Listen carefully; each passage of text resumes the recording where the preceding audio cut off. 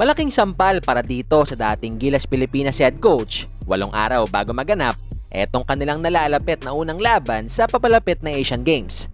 Yan ay matapos mang i-like ang video na ito, mag-subscribe sa ating channel at pakidamay na rin ang ating opisyal na Facebook page.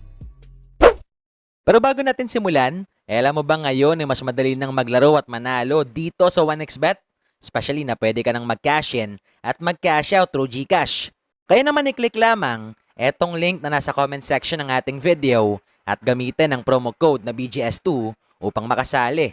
Isama pa natin na pwede mo na rin i-download etong kanilang official app para sa mas malalaking papremyo na nag-aantay sa'yo. Kahapon nga mga bulero, alam naman nating opisyal lang naganap etong inaabangan ng marami sa atin na taunang PBA draft. Kung saan maliban nga sa mga first rounder, naging laman din ang usap-usapan kagabi etong pagpili ng San Miguel Beermen dito kay Kit Jimenez sa ika-9 na round ng nasabing draft. For me, naka-mindset naman ako na yung focus ko is makuha man o hindi.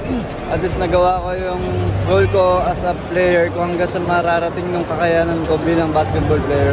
And kaya ako naglalaro is gusto ko rin makapagbigay inspirasyon sa kabataan and sa mga nag-aangad na makaabot ng mataas na liga. And nakikita ko naman yun na natutulungan ko din talaga yung mga community ng basketball talaga. Pero maliban dito, alam naman nating matapos nung naganap na open practice ng Team Pilipinas dito sa PhilSports Arena, 2 days ago, opisyal lang sumailalim sa isang private na ensayo etong mga bata ni Team na pawang ginanap sa Calamba, Laguna. Especially na wala ng 2 linggo, magsisimula na etong nalalapit na Asian Games. Kung saan bago maganap yan, sasailalim muna sa isang friendly game etong koponan ni Kon kalaban ng isang South Korean team na gaganapin nga this Friday. Pero bago yan, ating silipin muna mga bulero etong ilan sa mga salitang binitawan ni Tim sa isang panayam na tila mo ba yung malaking sampal para sa dating head coach ng Gilas Pilipinas.